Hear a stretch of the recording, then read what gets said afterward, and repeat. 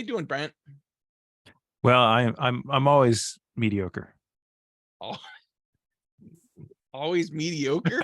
How is that for an opening? I mean, Nobody, you did see. I caught you off guard, and we haven't even started yet, or we maybe no, we no. have. I can Started. appreciate a good middle of the road, though, right? Where you can be like, listen, like it's not it's never everything is never great. Everything is never all awful.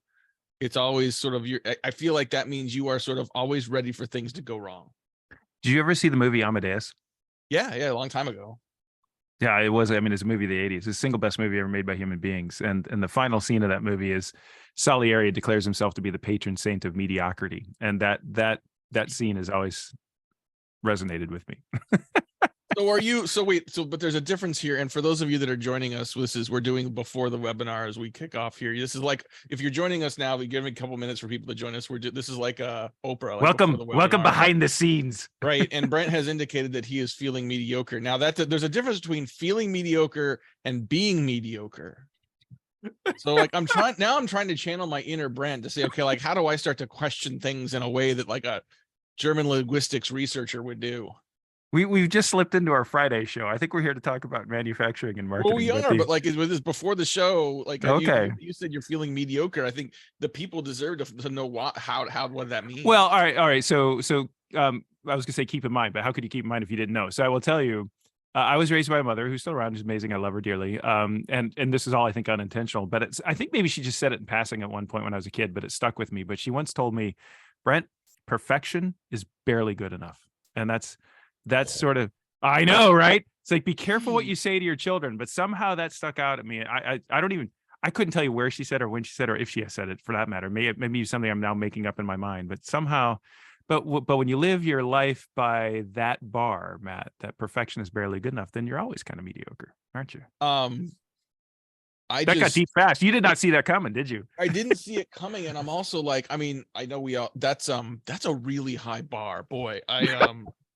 This is almost as bad as when I asked you to sort of like to lighten the mood on our Friday sessions to talk about the Super Bowl, and you said no, I don't watch that blood sport. You should know better than to ask me anything, really. In fact, why am I even here? I'd say all I'm going to do is bring everyone down. That's no good. Nobody needs that. So it's all good. Hey, listen, for those of you that are joining us now, we are going to talk not just about Brent's mom, but we're going here to talk about manufacturing for manufacturing marketing for manufacturers. Brent and I spent some time talking about this a couple of weeks ago. We decided we wanted to turn into an event. This is not going to be your big brother's webinar. We're not going to sort of have a big long deck. We're not going to lecture you.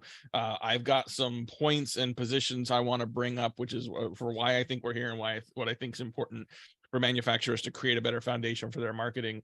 Brent has some thoughts, some mediocre, some brilliant, some provocative, all of the above. But real quick, just want to do a little bit of housekeeping. Thank you everyone for joining us. We are recording this session so you can watch it again later. We are hoping that many of you can be sort of participants in this as well. So very much want to encourage you to chat, to share your ideas, to share your questions, share your perspectives. I mean, hell, depending on what you say, we can bring you in as a panelist and have you sort of debate and chat with us as well. It's the beauty of the format of us doing this. My name is Matt Heinz, president and founder of Heinz Marketing. Excited to be here. We're doing this in part because we see increasing number of companies coming to us in the manufacturing space, what some people think of as the dirty industries, the industrial space, the companies that really make this country run and make the world run, and trying to improve the revenue responsibility of their marketing. And so we've leaned into that quite a bit with clients and excited to start to create, thanks to Michelle and our team, sort of a lot more content and best practices around that. And when I thought about, okay, we want to do a webinar around manufacturing, who can I bring in? When I think dirty industry, who do I think about?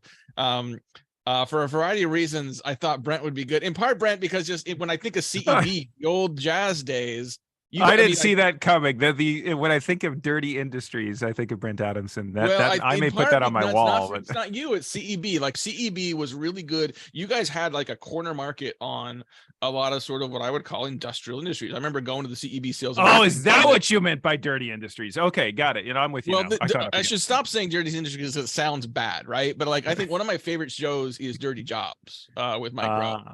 And like literally it's people doing the things that like make the world go. And like I remember going to CEB Sales and Marketing Summit, and I'd sit next to the CMO of a railroad company, a CMO of a mining company. these organizations that, like, if you're in the tech bubble, you don't think about, but are critical. And to be fair, many of which those companies now are on the cutting edge of ESG and trying to make the world a little cleaner. So clean technology, but we'll just take the word dirty and put it over here and forget about it for now. Okay, keep going. Yes. All right. Yeah. So we are here to talk about marketing best practices for manufacturers. As Brent said earlier, you just don't, it isn't necessarily different. It's just we have some stats that indicate that maybe manufacturers aren't doing marketing in this way in as high of a percent as other industries, which is partly why we are here. So we are recording this session. We do have a $50 gift card we're going to be giving away. We'll be doing this at the end of the session, so it must be present to win kind of a situation. If you signed up and you didn't attend the live event, you don't get the $50 gift card, but someone here going to get it. Jennifer, Jean, Bob, Alec, Robert, Maria, someone's going to get this gift card. So thanks very much for joining us. We'll announce that at the end of the session. And we do have some poll questions we're going to get to here as well. So we want to get a sense for what people are thinking around this. So today's agenda, Brent, changes in the manufacturing industry that we are seeing that we think to direct sort of where marketing should go, tips for developing a better target audience, a better understanding of who your target audience is, how to create better alignment of that precision across your go-to-market teams.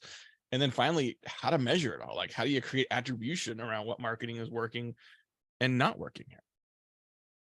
It sounds good. It'll be interesting to figure out, Matt, or at least to discuss how any of that is any different for manufacturing than any other sector, right? Or is like the way it's like, oh, it's manufacturing, so we got to measure marketing impact this way.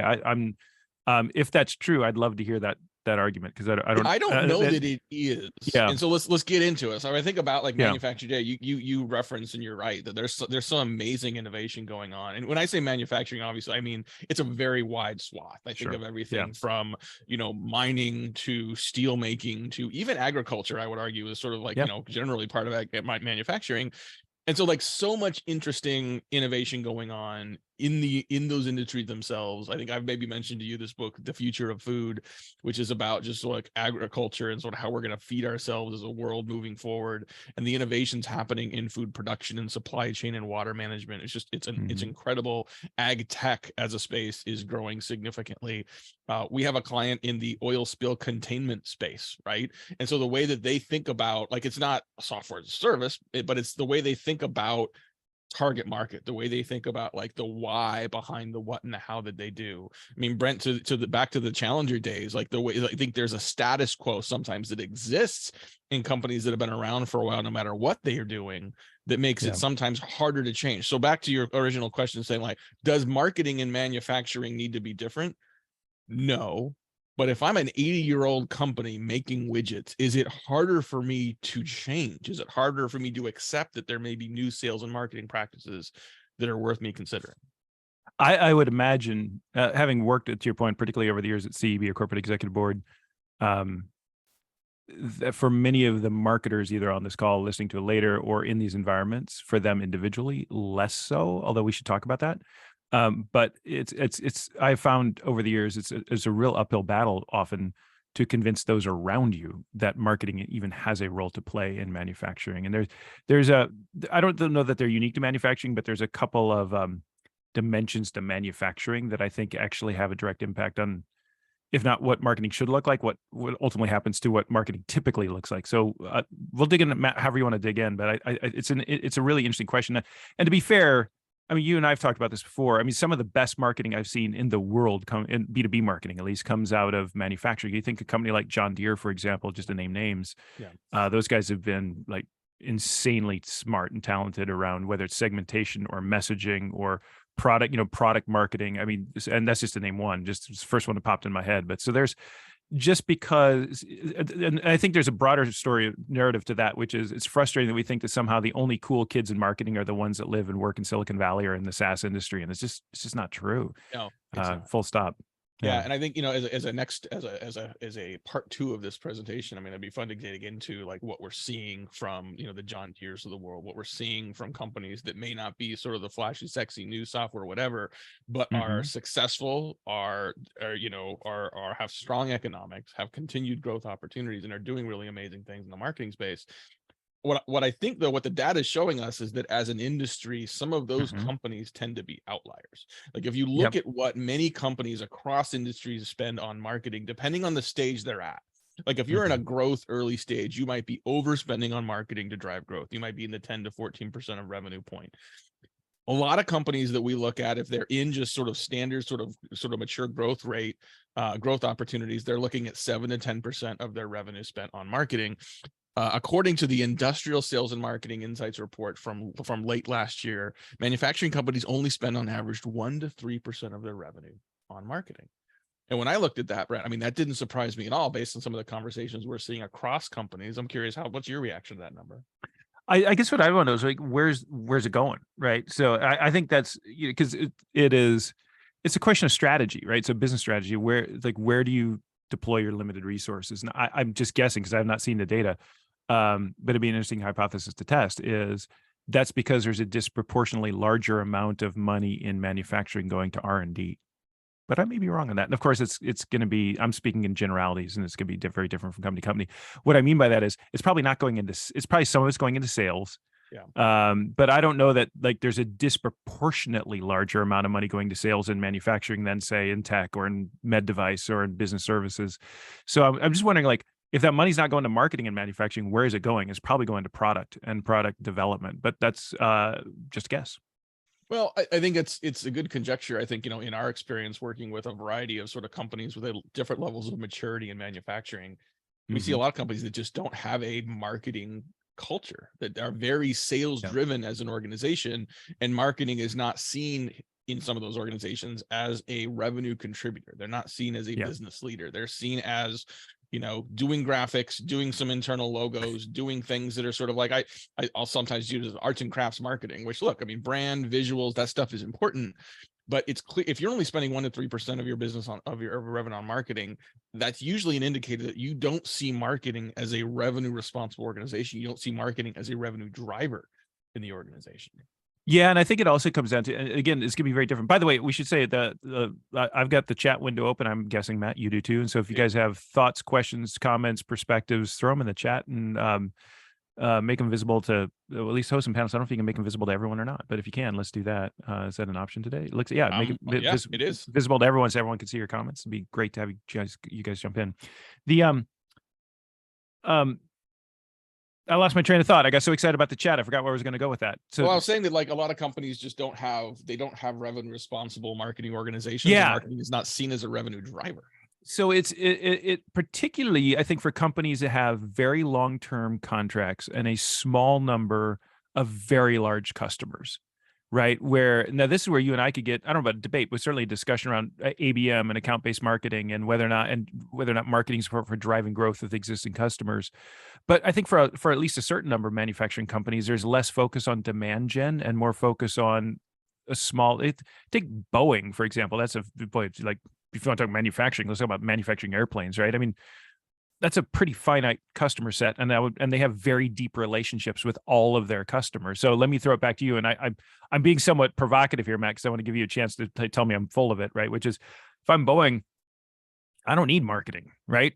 Tell me I'm wrong. I think I'm wrong, by the way, but tell me I'm wrong. So I'm just naming Boeing, but companies like Boeing. So I've got a fixed number, of relatively small number of customers with whom I have longstanding, very deep relationships.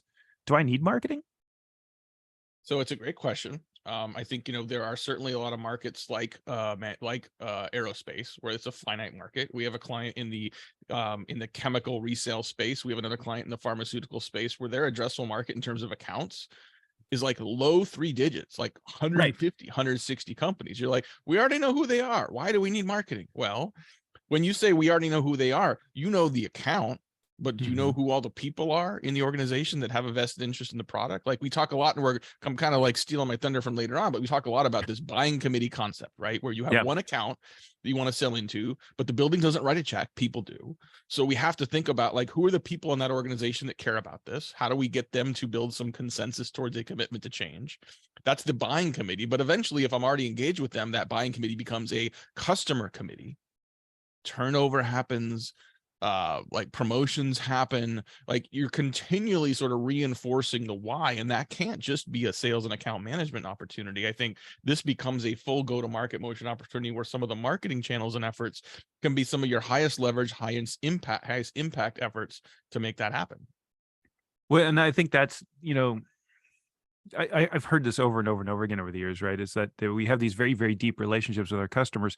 And yet when you push on, particularly in the sales leader side, right? When you push on in there, or the account management side, if you ask them, how many times did a deal pop up in your funnel with an existing client that you didn't see coming until it was pretty late in, not in the sales process, but in the buying process? It happens a lot. And I think that's the thing, is we have to understand, I think we all kind of acknowledge tacitly, but like a deep understanding of the fact that even with long-standing relationships of a small finite number of customers, there are decisions being made that your account team, your sales team, is just not part of, because because your account team or your sales team isn't really brought in until your customer sees that as a purchase decision, or a decision about a purchase, right? Or a purchase journey.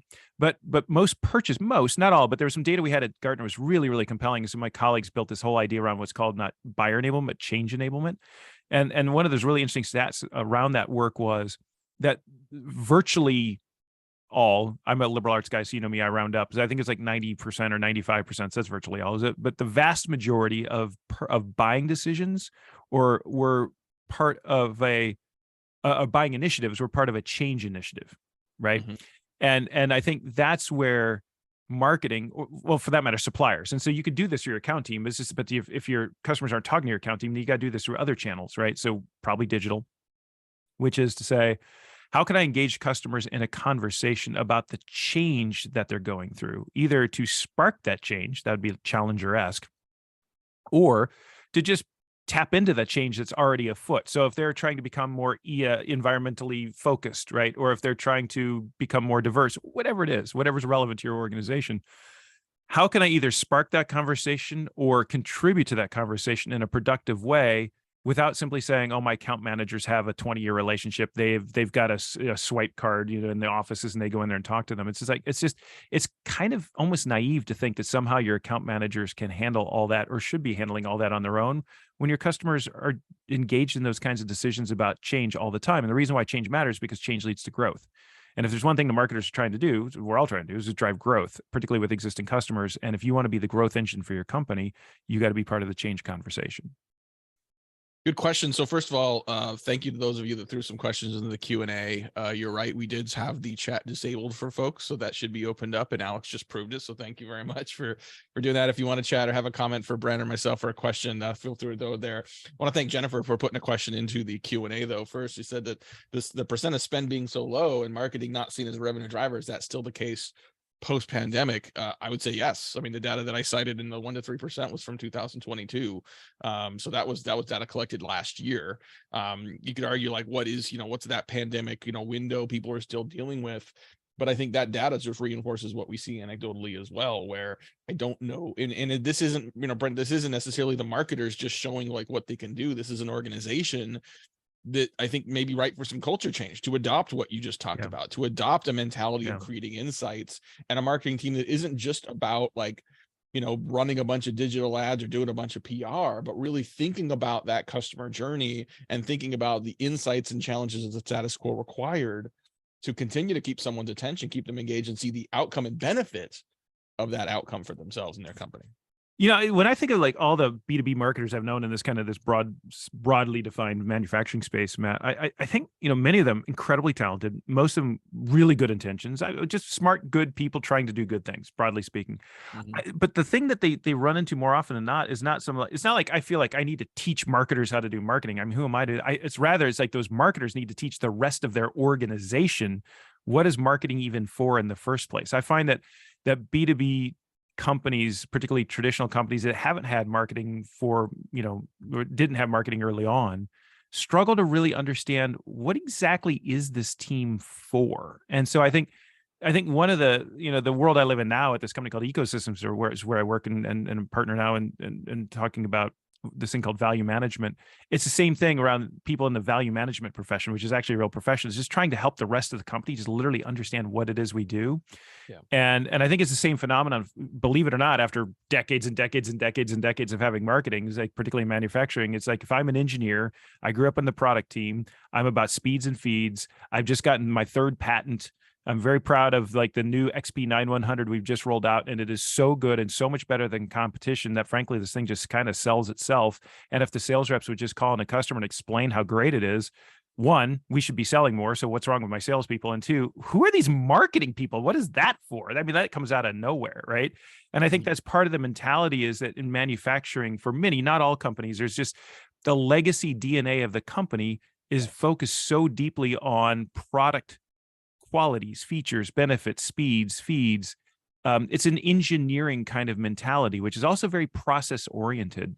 So I have another note here. Let me stop and get your thoughts on that, because then there's a whole nother side of this, which is like the human side versus the process side in manufacturing. Let me just put a pin in that. We'll park that. But I don't know. Do you buy that premise? Yeah, I do. I mean, and I think that if you go in and say, I think Bob made a good point here in the chat, say like, I think, 3% plenty? Is 3% enough? And I think it's not about the percent. Like, I didn't mean to make it a point of saying like, oh, it's like it has to be a certain percent. Because I think if you are advocating for a more revenue responsible marketing effort and function within a manufacturing organization, you need to not just say what you're going to spend that money on, but more importantly, show what you are buying. And when I say buying, I don't mean assets and ads, I mean outcomes. How are you as a marketer going to materially drive performance for the organization?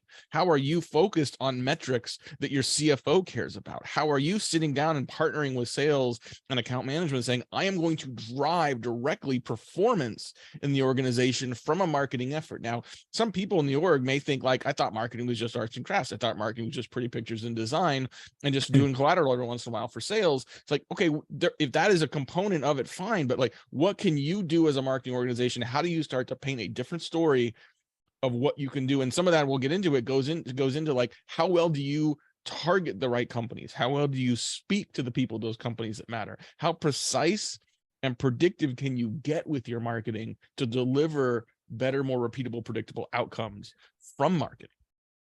It's interesting. It's funny. There's kind of this longstanding tradition of marketing. It's like, it's the pretty colors team or the branding team or the logo team. I think in manufacturing, more often than not, it's less that, although that's some of the bad, incorrect assumptions about marketing. I think more often it's the sales collateral team, right? So it's because you build a sales organization. The sales organization says, I need an ROI calculator. I need a white paper on this. And by the way, all those things they ask for are probably bad things to be asking for, because they don't really know why they're asking for them. That's a whole nother conversation. But what happens easily in marketing in any organization, and particularly in manufacturing, I think, is we wind up falling easily into the trap of order taking mode. So I've got a very loud sales rep who is going to miss quota if they don't get this one account in, and they need an ROI calculator or a piece of collateral or an objection handling document or whatever it is. And we fall in the trap of just producing these things. And we all know, because we're all in marketing, what happens, of course, that you produce a thing, you hand it over to sales, they say, that's not really what I really need. It's like, it's just maddening. So you're on this constant flywheel of production it's down deep in the weeds. So one of the best practices we used to teach for years that was so popular and I think so effective was actually, Matt, from Toyota. And it was their A3 planning process, which is A3 because it happened on a big piece of paper. In the US, we called it 11 by 17, and the rest of the world, they called it A3, but it's a big piece of paper either way. But it was a 5-step process. I haven't looked at this in a year and a half, so I don't know if I can do it from memory, but it doesn't matter. But it starts with your point, which is the outcomes. So when someone comes to me and says, I need an ROI calculator, or I need a piece of collateral, I need a white paper on X, rather than saying, when do you need it by? I say, what are you trying to do and why is it so important? And we back up from there and try to figure out what's the actual outcome that you're trying to achieve. And then from there, there's a process of saying, all right, if that's the outcome you're trying to achieve, what's preventing you from achieving that outcome now? What are the obstacles? Once we identify the obstacles to achieving that outcome, we root cause those obstacles. Say, what is the biggest contributor, why that's an obstacle in the first place? And then ask, well, what would we have to do to clear that obstacle away? How would we know when that obstacle is gone? And you put a plan in place. There's a little bit more to it, but hopefully the principle is clear here, is that the idea here being, especially if it's true, if one were to believe that in manufacturing, it is especially easy because of this engineering kind of culture, the sales-led culture, to fall in the trap of falling into order taking mode. I think it becomes critically important to solve for outcomes first, and then ask the higher level strategic question: what are you trying to do? Why is it so important? What's getting in the way? How can we, what's the root cause? How do we clear that away? And you'll find that you actually start contributing in a far more strategic manner as a team, as a function, than simply I produced an ROI calculator and you said, which is a bad, dangerous place to be, particularly in a down economy. Well, I agree with all that. I think a lot of that starts with understanding, like, who are we selling to first and why? Right? Like, it's one thing and as a marketing team, like, you can't just assume that the organization somewhere else has defined who that target profile is. You can't assume, like, okay, because sales is telling us it's these people, like, why? Is it because those are people you met at the bar at the conference last week? Is it because those are the people that are in your Rolodex from the last company you had in this industry? Like, how are you defining who is in your ideal customer profile? Is that agreed upon? Is it documented? And is it built based on attributes and conditions within a subset of the market that tell you that the companies you're selling to, the companies you're building your product for, the company you're building messaging and that sort of those reframes of problems for, is the right audience to go after? And I want to get your feedback on this as well. While I put up a poll question just asking, I want to get a sense for people in the audience, like, if you were to think about how well you are sort of effectively using an ideal customer profile throughout your marketing and sales funnel, I want to get a sense for, like, how effectively do you think you're doing this today?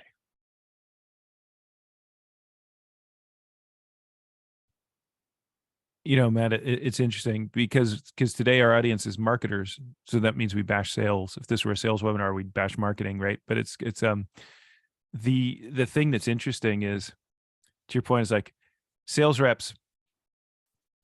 You know, it's like they think the best customers, whoever they just met at the bar, but we need to figure out the ICP. If we were talking to a sales audience, they'd say marketing just thinks it's whoever dropped a business card into the business bowl at the conference, at the event, but we need to figure out our ICP. It's like, it's funny. Everybody says the same thing and they blame the other side for not getting it right. But one way or another, the point is, at a high level, do we as a commercial organization, sales, marketing, let's take all that and park it. I mean, that's what one of the more popular articles I ever wrote was this one that Harvard Business Review titled, "Is Sales and Marketing Obsolete?" which was a little over the top in my mind in terms of the title. But it's like, we have to get past the what is sales, what is marketing, and just ask, what are the customer jobs that customers are trying to complete to their satisfaction? And are they, how do we help them complete them? Whether it's through digital channels, whether it's through human channels, whether it's synchronously, asynchronously, whether it's linear or not. What are the capabilities that we need to build as an organization? You call it, call it marketing, call it sales, call it smarketing, call it Bob is what I often joke. I don't care. Just call it something. At Smart Technologies, the article I wrote, the company I wrote it, but they call it the Unified Commercial Engine. They call it the UCE. So they just took all the vernacular and threw it out the window and started completely from scratch, which I think in some ways makes sense. But I guess what I'm saying, that's a really long-winded way, and I apologize for saying I agree with you on the ICP point. Mm-hmm. The fact that you put a flag in the ground and said, marketing, you need to own this. It's like, that's where I kind of get on the fence. I don't know, somebody freaking own it. And more importantly, everyone agree on it. That's what matters. I 100% agree with you. I also think this is an opportunity for marketing to exhibit the fact that they're not arts and crafts, that they are true drivers of more efficient business. Because I don't see sales doing this. I don't see product doing this. This is an opportunity for marketing to sort of not just say we do the marketing, but I'm seeing more and more CMOs describe themselves not as the chief marketing officer, meaning I do the marketing.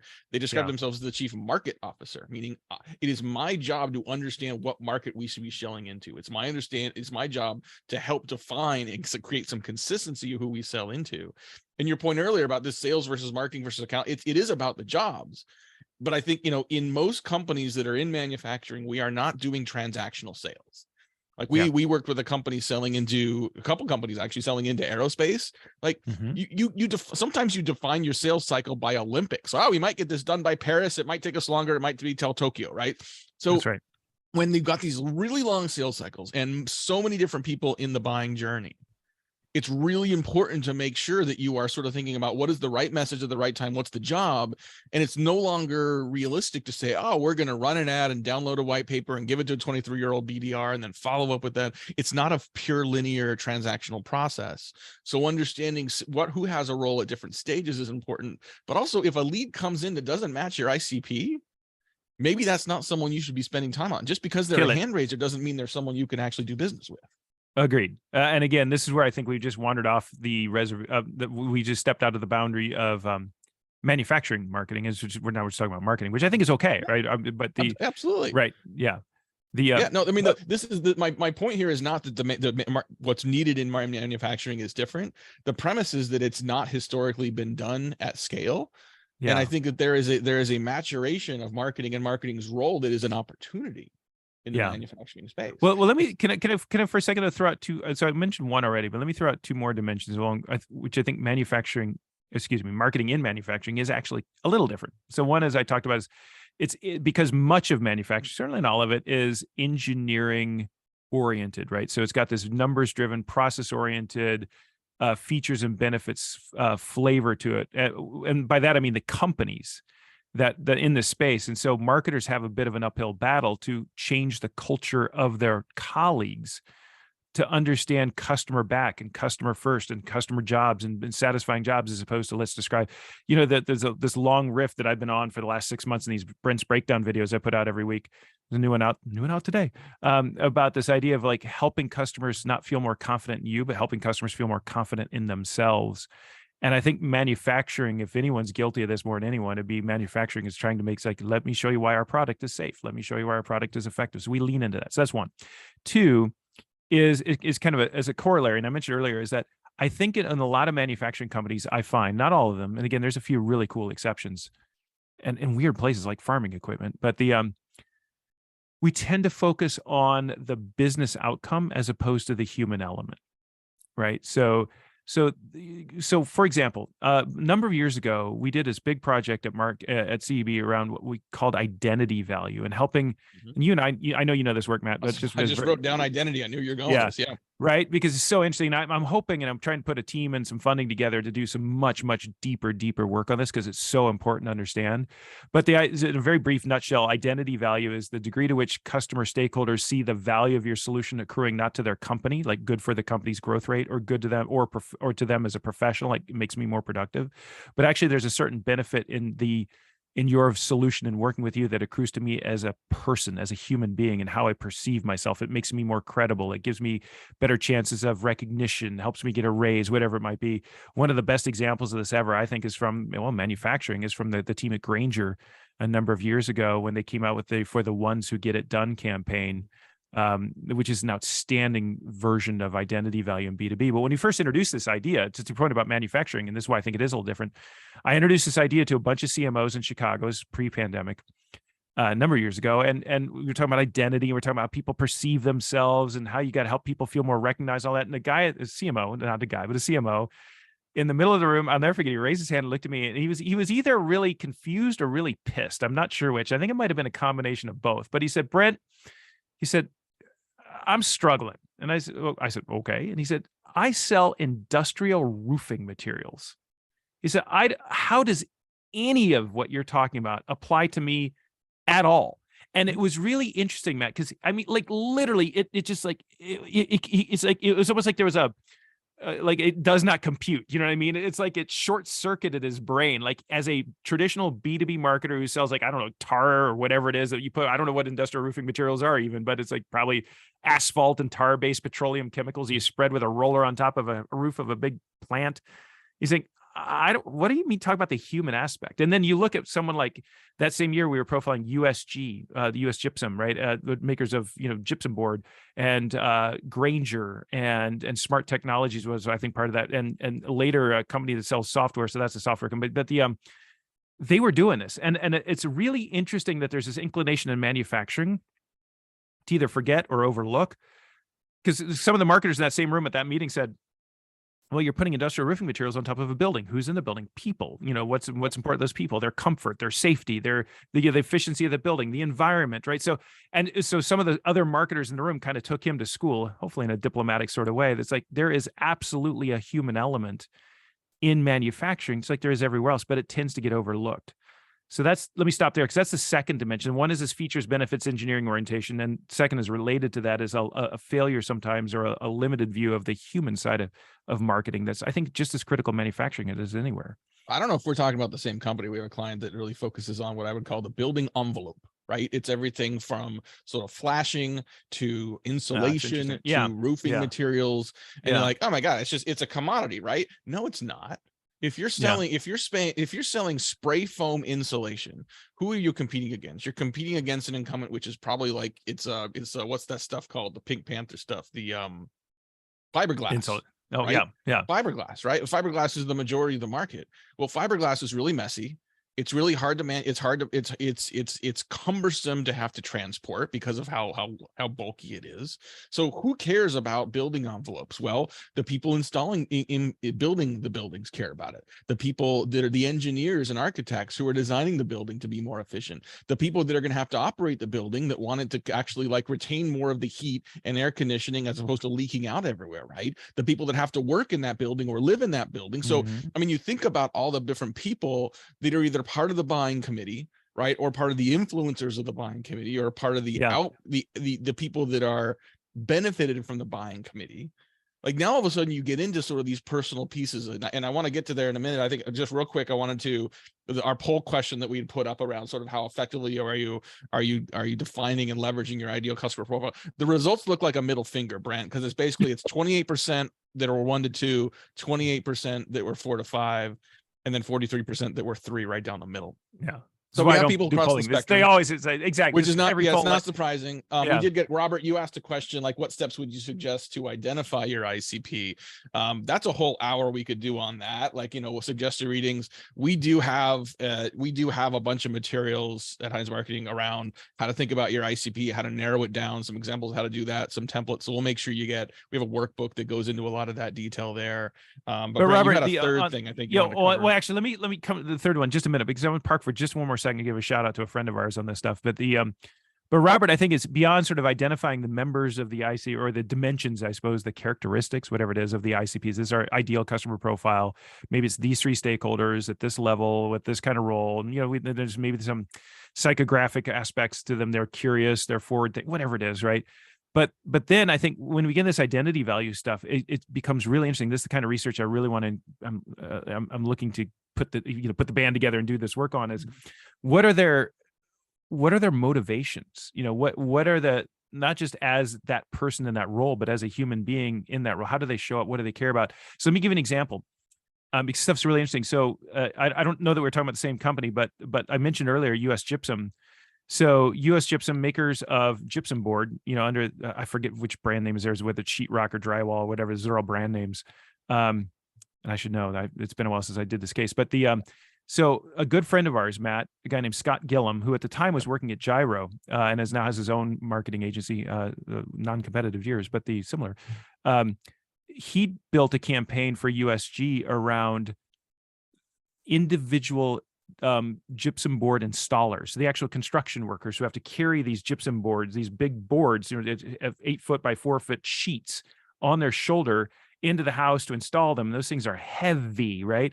And by the time the day is over, they're exhausted, right? And their backs hurt, and they got to go home to their family and be a father, and they've got to engage with their kids and play football or soccer or whatever, and they can hardly move. And now USG has got this gypsum board that is, I don't know what the percentage was, I'd say 30% lighter, and allows those individuals who are carrying them to go home and be with their kids and be present in a parent, like, and we're talking gypsum board, right? And Scott did this amazing campaign. I don't know if you ever saw it, Matt, where it's a picture of a construction worker walking into a building, literally carrying an elephant on his shoulder. It was such an evocative, Scott's so good. It was such an evocative image.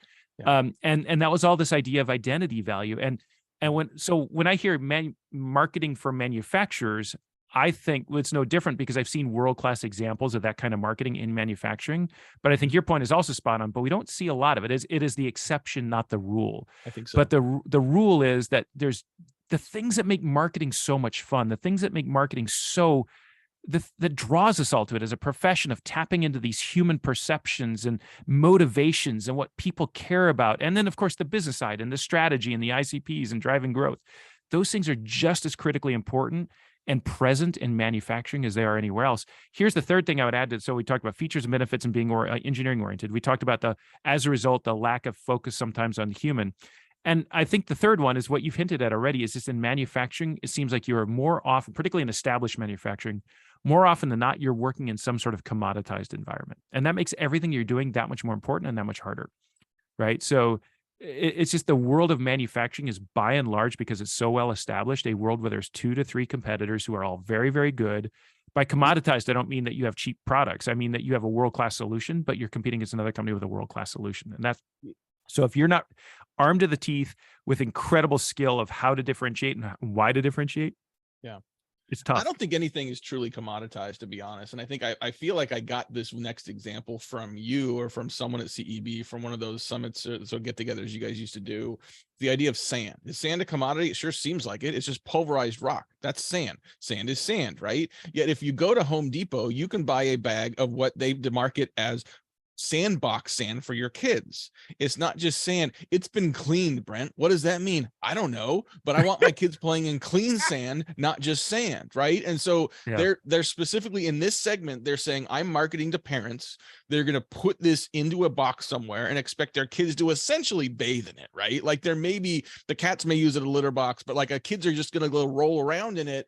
I want this to be as safe as possible. So clean sand sounds good. Is that really any different than regular sand? I don't know, but they know who they're marketing to and what messages are going to matter. Just like your gypsum board guys who want to have a lighter board, just like your insulation guys who want in not just like a more effective insulation, but what if the cost of putting in spray foam is like 30% less because it's more condensed, because you don't want to haul it around. You don't need a big truck. You just need a little thing, a condensed tube, right? So it's different. And so again, thinking about those people, I put a poll-up question up while you were talking around, was asking people, do you understand the key members? Who are the people? Again, like we're selling to organizations, but the people that are making decisions for their company, decisions for their career, decisions that align with their identity and things they care about personally, like how well do you understand and are leveraging those people?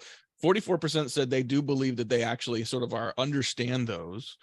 11% said that they don't. 44% they're not sure, which probably means no.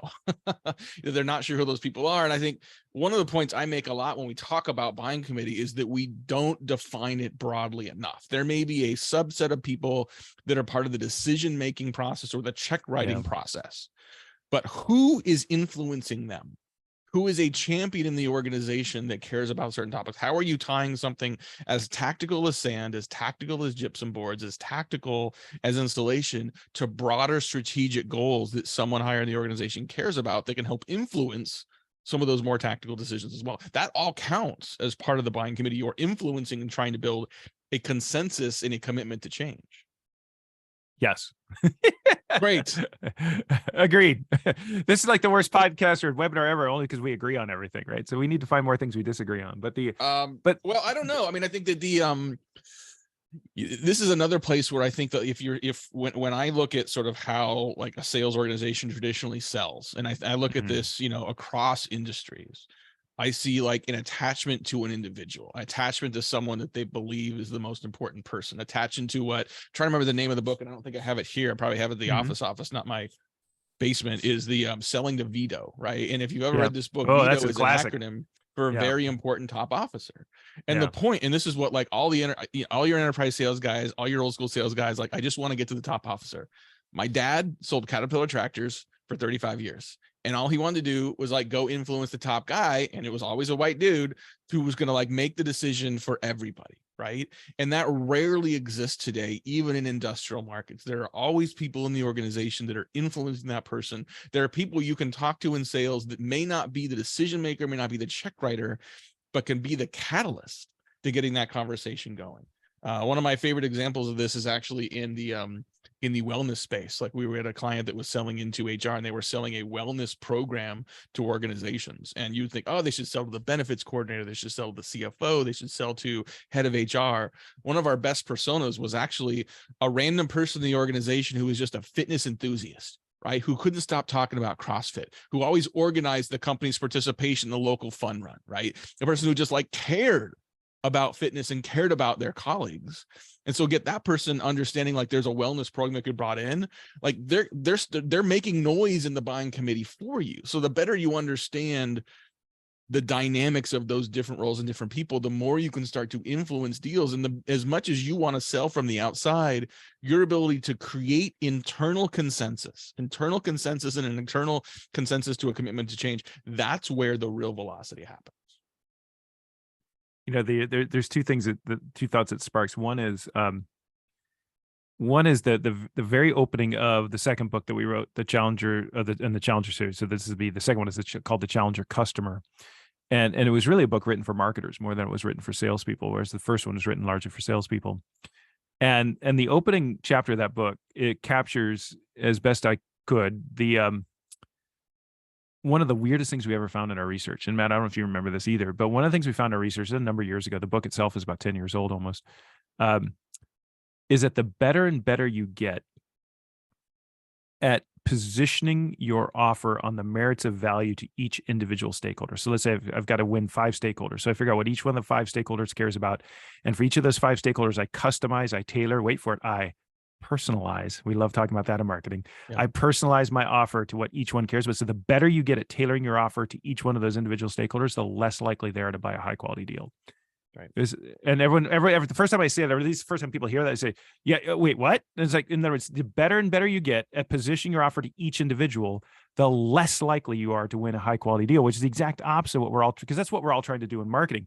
Figure out who my 5 people, 6, 10 people are, figure out what each one of them cares about, and win them over. And salespeople do the same thing. We actually call this the collection of yeses strategy. I get a yes from you, yes from her, yes from him, yes from her.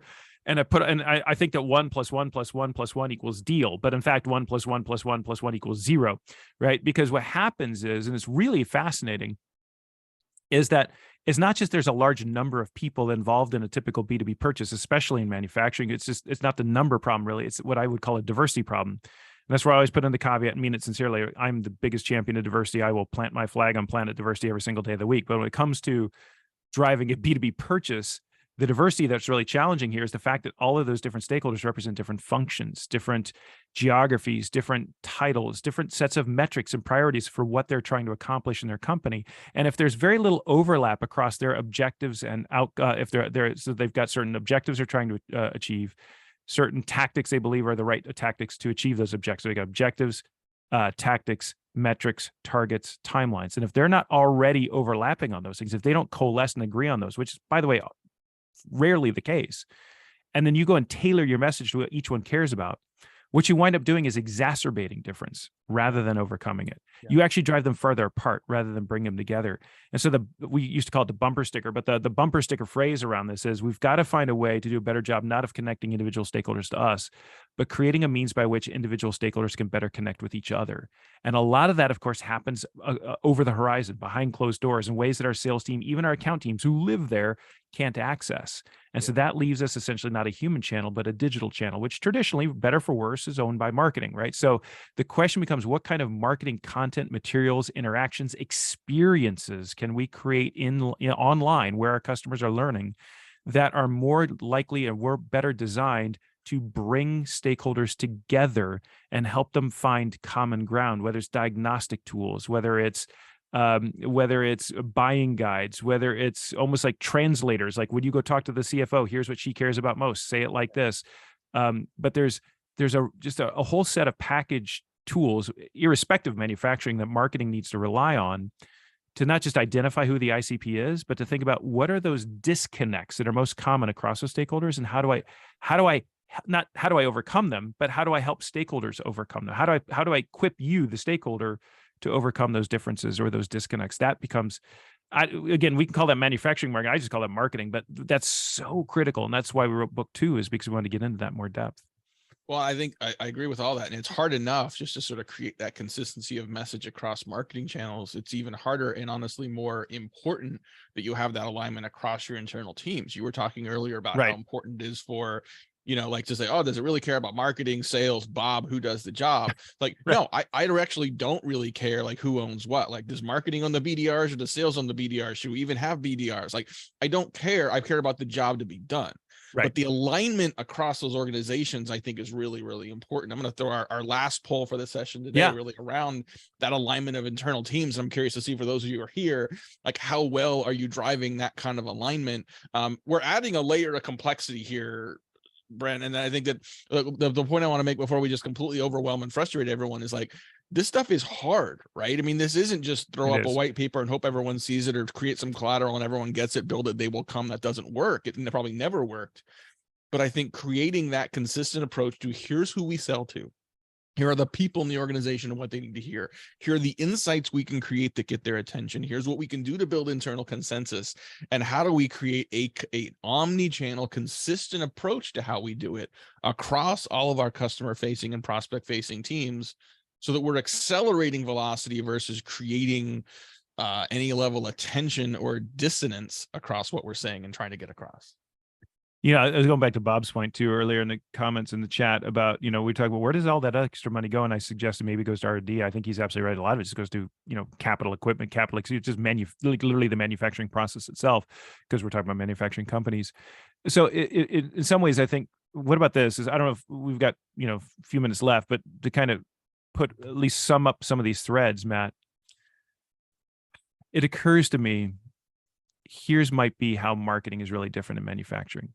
Everything that we've just laid out is critical in any kind of company, right? ICP definition, figuring out identity value drivers, figuring out how to escape commoditization, all of it. So I could list off everything we just talked about. Every single one of those things is important and critically important in every kind of company.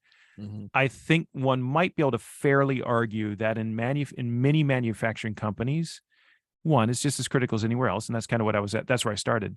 But two, it's probably a little less likely to happen elsewhere in the company than it is in other kinds of organizations. So sales is going to be focused largely on speeds, feeds, products, features, and in these long-term contracts and just relationship building. Product is going to be focused on features and benefits and the next product and the next innovation.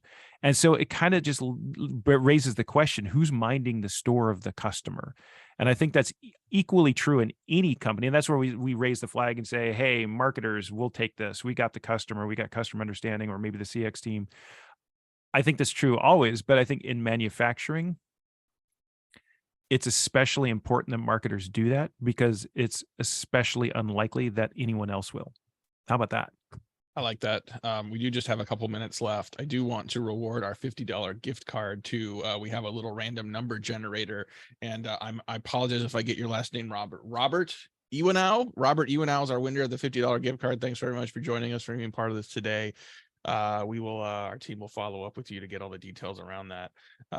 Yeah, I agree. And I think that another question came into the Q&A from Maria saying, are examples of companies that have gone through this change successfully or not. The poll question was, how would you rate your alignment of internal teams? And 100% of people went right down the middle. We're doing okay. 0% said we're aligned and we aren't aligned and need help. 0% said we're completely aligned. The middle ground is basically where everyone is, right? And it's not surprising. I would also want to point out, as we have gone through just in a quick 51 minutes here, a whole bunch of things that are very hard to do and are not things that if you're not doing them today, you're not going to have them done by tomorrow. I want to point out that I think that the fact that 100% of people are saying, yeah, we're making progress, that's where everybody is. And if you have no alignment between sales and marketing, there was some great research done a couple of years ago by Demand Metric, and they looked at the likelihood of organizations hitting their revenue targets compared to the integration of their sales and marketing processes. So we took that integration of processes as a proxy for how well sales and marketing work together. And it was an up and to the right. The more they were integrated, the more likely they were to hit their revenue number. But what was interesting to me were the data points they used. It wasn't no integration to minimal integration to moderate to advanced.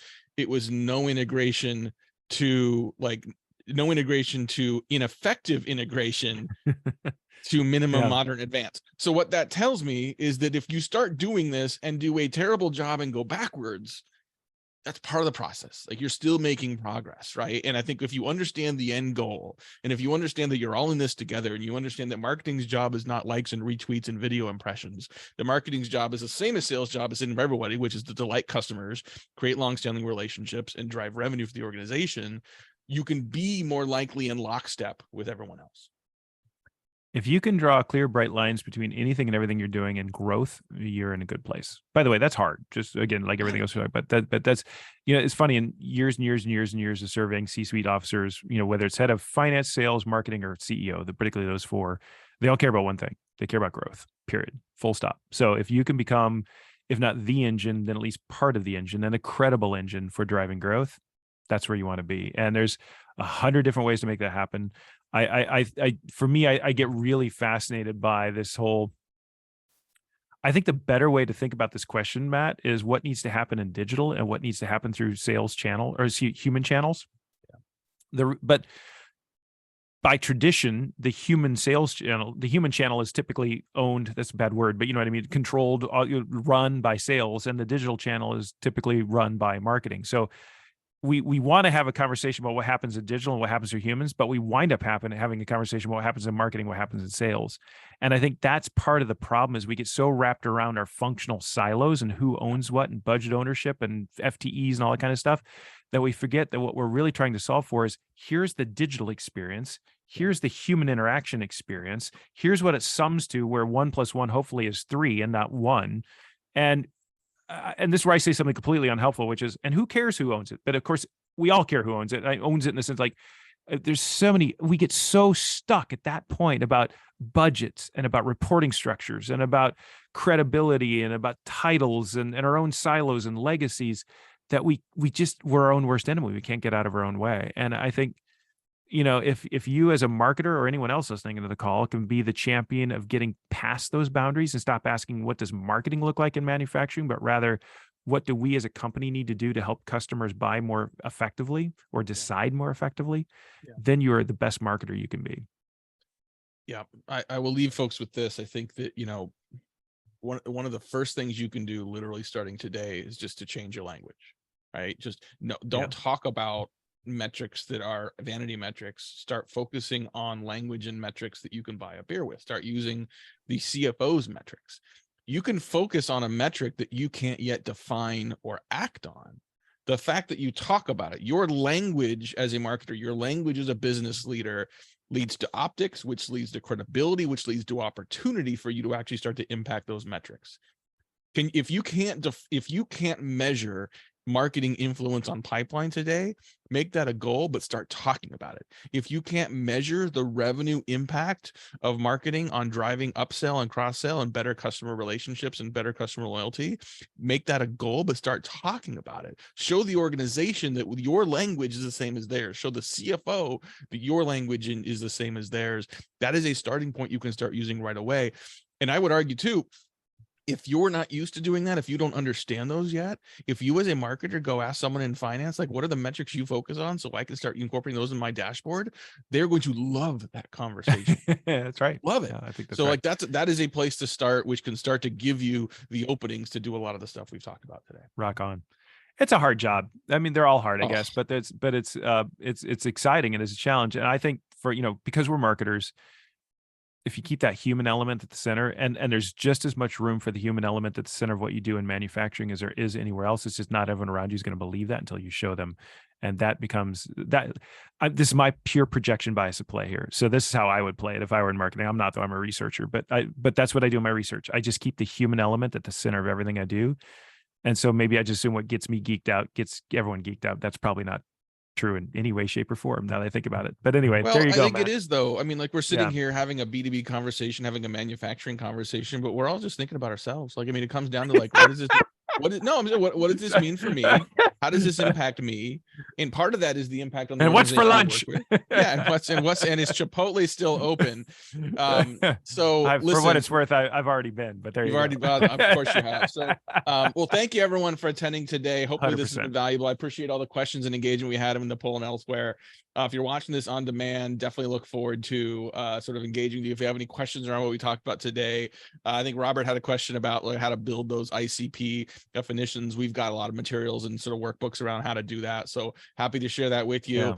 Yeah. As a quick aside then as well, we will be doing more of these. Brent may or may not be joining us. Like, we'll take as much Brent time as we can, but we're going to continue this conversation around marketing. Get the smart guest in here. Bring Scott Gilliam and have a conversation with Scott. I think having Scott talk about the gypsum campaign is absolutely something. I think that's a great idea. And by the way, for that, just a quick plug. So most of you probably don't know, but Matt and I on Friday mornings, 10 a.m. Eastern, do what we call Coffee with Matt and Brent. It's even less structured than this, believe it or not. It's a half an hour of him and I just doing like a talk show, a radio show, morning zoo, just whatever's on your mind. If that sounds at all intriguing, I don't know what's wrong with you, but if it does sound intriguing, come join us. And we'll just kill a half an hour of your time every Friday morning. We mostly just entertain ourselves and talk about everything from sales, marketing, value exchange, Chipotle, And chickens. We talk about Matt's chickens. We do have a chicken minute. We do get a little chicken update from the chickens. So there you go. So hopefully we'll see you guys there. But I'm on LinkedIn. You guys know where to find Matt Heinz Marketing, which is the work that these guys do is great. I'll plug him because he doesn't want to plug himself, but it really is great work. But Matt, thanks for the invite. Really appreciate it, man. Thank you for doing this. Thank you everyone for joining us today. Have a great rest of your day. We'll see you soon. Cheers, everybody.